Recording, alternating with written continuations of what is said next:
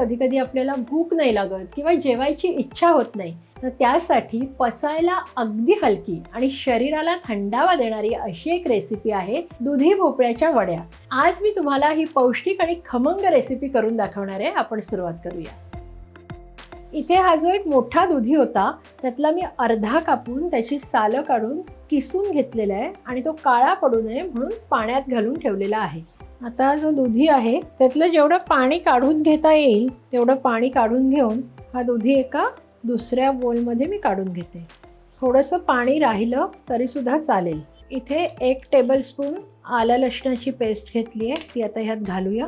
त्यानंतर अर्धा टीस्पून हळद, पाव टीस्पून हिंग, चवीप्रमाणे मीठ, धणे जिऱ्याची पावडर घेतलेली आहे ती 1 टेबलस्पून घालून घेऊया. 1 टेबलस्पून काश्मीरी मिरची पावडर घातलेली आहे. मी 3 मिरच्या बारीक चिरून घेतलेल्या आहेत. 1 कप कोथिंबीर मी बारीक चिरून घेतलेली आहे. 1 टेबलस्पून एवढे तीळ घालते. हे सगळं आता हाताने आपल्याला व्यवस्थित या दुधीला चोळून घ्यायचे. ह्याने काय होईल की या दुधीला पाणी सुटेल. हे दुधीला छान असं चोळून झालेलं आहे. 1 टेबलस्पून मी गुळाची पावडर घालते. तुम्ही साखरसुद्धा घालू शकता. आता हे गोड कशासाठी, तर ह्या पदार्थाची चव बॅलन्स करण्यासाठी. आता सगळं पुन्हा एकदा मिक्स करूया. हे बघू शकता ह्याला असं छान दुधीला पाणी सुटलेलं आहे. आता सुरुवातीला आपण 1 कप बेसन घालून घेऊया. अर्धा कप मी इथे ज्वारीचं पीठ घालणार आहे आणि पाव कप तांदळाचं पीठ घालणार आहे. आता हे आपल्याला हातानेच मिक्स करायचं आहे. इथे तुम्ही बघू शकता आपण जास्तीचं पाणी ह्यात घातलेलं नाही आहे. दुधीला सुटलेल्या पाण्यातच आपण ही पिठं भिजवून घेतलेली आहेत. आता 5 मिनटं आपण हे पीठ बाजूला ठेवूया. दुधीचं मिश्रण तयार आहे. एकीकडे मी कुकरमध्ये पाणीसुद्धा गरम करायला ठेवलेलं आहे. आता ह्या कुकरच्या भांड्याला तेल लावून घेऊया, म्हणजे जी वडी आहे ती ह्याला चिकटणार नाही. हे जे आपलं मिश्रण आहे ते तयार आहे. मगाचपेक्षा हे अजून सैल झालं आहे कारण दुधीला पाणी सुटत जातं.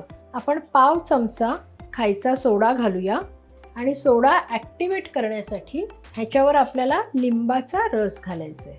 आता ह्याच्यामध्ये मी 2 चमचे एवढं तेल घालते. तेल घातल्यामुळे ही जी आपली वडी आहे ना ती आतून सॉफ्ट होणार आहे. आता हे सगळं छान मिक्स करायचं आहे. हे सगळं व्यवस्थित मिक्स झालेलं आहे. आता आपण हे कुकरच्या डब्यात काढून घेऊया. आता जरासा हाताला तेल लावून हे आपल्याला सगळ्या बाजूनी सारखं पसरवून घ्यायचं आहे. आता ह्याच्यात वरून असे छान तीळ भुरभुरून घेऊया.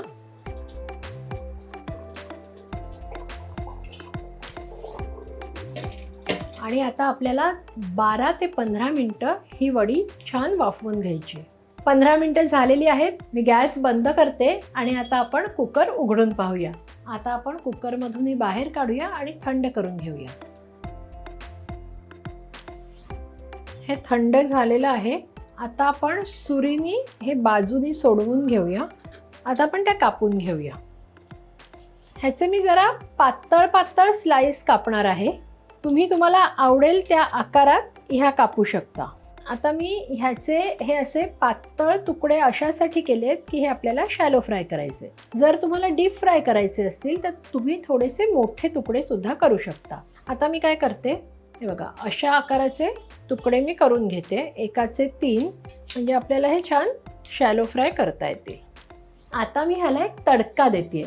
तर तडका देण्यासाठी सगळ्यात आधी पॅनमध्ये मी तेल घेते. इथे आता मी साधारण 2 टेबलस्पून एवढं तेल एका पॅनमध्ये काढून घेते. गॅस ऑन करूया. तेल गरम झालेलं आहे. आता ह्याच्यात 1 टीस्पून राई घालूया.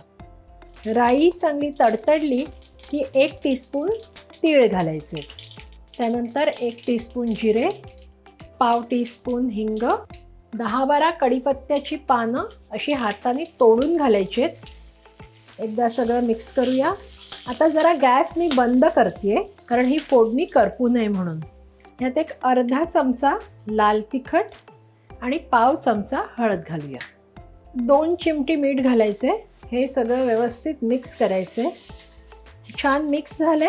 आता मी गॅस ऑन करते आणि आता ह्या ज्या वड्या आपण केलेल्या आहेत ह्या ह्याच्यात घालायच्या. आता हे फोडणीमध्ये छान मिक्स करायचे. बघू शकता ह्या सगळ्या वड्या ज्या आहेत त्या मसाल्याने मस्त अशा कोट झालेल्या आहेत. आता झाकण ठेवून मध्यम गॅसवर ह्याला अगदी 4 ते 5 मिनिटं वाफ घेऊया. हे उघडून पाहूया. मस्त अशी वाफ आलेली आहे. तर ह्याच्यावर छान अशी कोथिंबीर घालूया. तुम्हाला जर ओलं खोबरं आवडत असेल तर तेही ह्याच्यावर घालू शकता. अशा प्रकारे आपली दुधीची वडी तयार आहे. लहानांपासून मोठ्यांपर्यंत सगळ्यांना आवडणाऱ्या खमंग, खुसखुशीत आणि पौष्टिक अशा दुधीच्या वड्या तयार आहेत.